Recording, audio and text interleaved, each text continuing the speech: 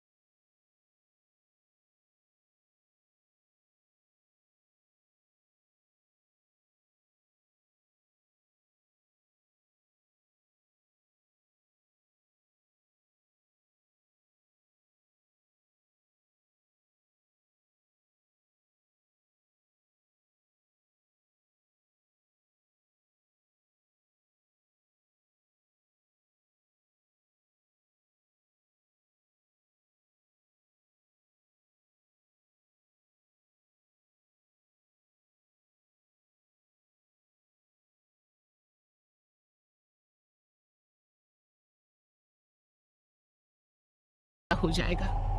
कहीं वो डायन उसे भी खा गई तो। कैसी बातें कर रही हो? जब वो इस गांव में ही नहीं है तो कोई भी डायन या बुरा साया उसका कैसे कुछ बिगाड़ सकता है? उसे कुछ नहीं होगा। हाँ, जानती हूँ। आपने उसे पढ़ाई के बहाने इस गांव से बाहर निकाल शहर भेज दिया है, लेकिन ये भी तो सच है ना कि वो बार बार यहाँ आने की जिद करता रहता है। वो चाहे कितनी भी जिद कर ले जानकी, पर मैं उसे इस गांव में कभी वापस नहीं आने दूंगा। मैं नहीं चाहता कि गांव के दूसरे लड़कों की तरह मेरे बेटे की भी अजीबोगरीब ढंग से मौत हो जाए। कभी कभी तो लगता है कि हम सब गांव वालों को हिम्मत करके अपने गांव को इस बुरी आत्मा से छुड़वा लेना चाहिए। लेकिन कौन जानता है आखिर वो खतरनाक साया किसका है? वो काली आत्मा कौन है जो रातों रात हमारे गांव के लड़कों को निगल जाती है? सुमेर और जानकी जब ये सारी बातें कर रहे थे तब रात के लगभग 10 बज चुके थे और हर रात की तरह भैरवगढ़ गांव एक भयानक काले तूफान की आगोश में था। बाहर चल रही तेज हवाएं और बारिश के बीच कभी कभी ऐसा लगता जैसे कोई बुरी तरह से चीख रहा है।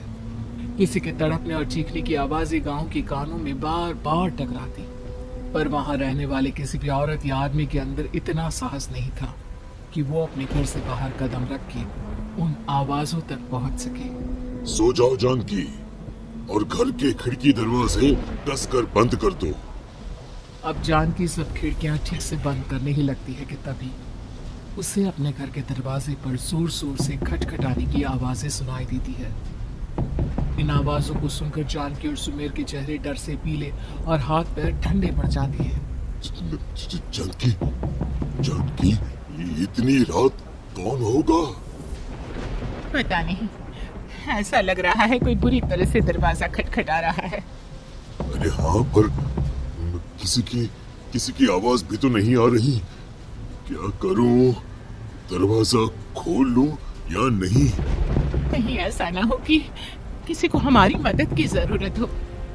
लड़खड़ाते कदमों से सुमेर दरवाजे के करीब जाता है और अपने कान को दरवाजे पर रख धीरे से आवाज देते हुए पूछता है, कौन कौन है? कौन है वहां? तब एक बेहद डराने वाली आवाज उसके कानों से टकराती है, दरवाजा खोलो, दरवाजा खोलो, वरना आज की रात इस गांव में कोई जिंदा नहीं बचेगा। मैं जानती हूँ तुम्हारा बेटा 18 साल का होने वाला है। अगर उसकी जान की जरा भी परवाह है तो दरवाजा खोल दो। इस आवाज को सुनते ही सुमेर घबरा कर पीछे हट जाता है और जानकी को पूरी बात बताता है। नहीं, वो डायन हमारे घर तक तो नहीं पहुंच गई। अब हम क्या करेंगे? मुझे दरवाजा खोलना ही होगा जानकी। मेरे पास अब कोई रास्ता नहीं है। इतना कहकर सुमेर डर से अपनी दोनों आंखें कसकर बंद करता है और कांपते हाथों के साथ झटके से दरवाजा खोल देता है। तभी किसी के जोर से हंसने की आवाज सुमेर और जानकी को सुनाई देती है। उस आवाज को सुन दोनों दरवाजे की तरफ देखते हैं और सामने अपने बेटे राहुल को खड़ा देख दंग रह जाते हैं। राहुल के हाथ में उसका मोबाइल होता है जिसमें से वो आवाज बज रही थी। ये क्या मजाक है? और तू यहाँ, तुझे मना किया था ना गांव में आने को, समझ में नहीं आता क्या? 18 साल का होने वाला है तू। माँ, आप लोग भी पता नहीं किन अंधविश्वास भरी बातों पर भरोसा करते हैं। क्या क्या मैं अपने घर नहीं आ सकता? आप लोगों से नहीं मिल सकता? देख बेटा, हमने तुझे किसी वजह से ही इस गांव से दूर रखा था और यहाँ आकर तूने अच्छा नहीं किया। चल चल चल, मैं तुझे अभी के अभी वापस शहर छोड़कर आता हूँ। ओफो पापा, आप बेकार की बातों से परेशान हो रहे हैं। बाहर इतना तेज अंधड़ तूफान चल रहा है, कहीं जाने की जरूरत नहीं है। मैं बस आप लोगों से मिलने आया हूँ, कुछ दिन रहकर चला जाऊंगा। दिमाग खराब हो गया है इस लड़के का, नहीं जानता कि इस गांव में ये सुरक्षित नहीं है।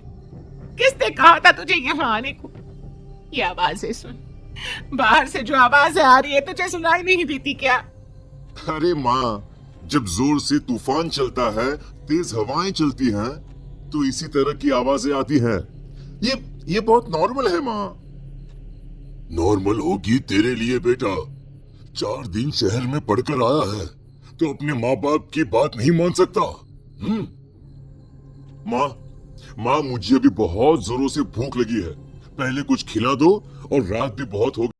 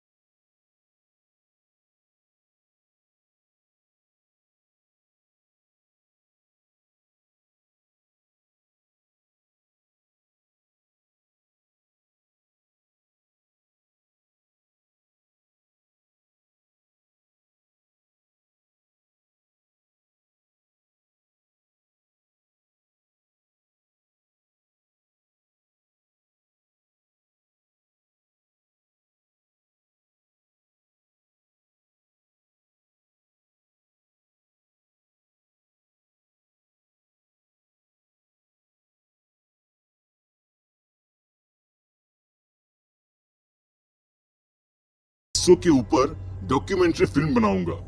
रिसर्च करना चाहता हूँ कि आखिर सच्चाई है क्या। हे भगवान, लो जी, सुन लिया, और भेजो इसे पढ़ने के लिए शहर। मैंने आपसे पहले ही कहा था, मेरी बहन के पास दूसरे गांव भेज दो। ना ये शहर जाता और ना उल जुलूल की बातें इसके दिमाग में आती। जानकी और सुमेर राहुल को समझाने की बहुत कोशिश करते हैं, पर वो किसी की बात नहीं सुनता और अपना कैमरा लेकर गांव की पास वाली काली पहाड़ी की तरफ निकल जाता है। अब राहुल जैसे ही काली पहाड़ी पर पहुंचता है, उसकी नजर पहाड़ी के ठीक बीचों बीच बनी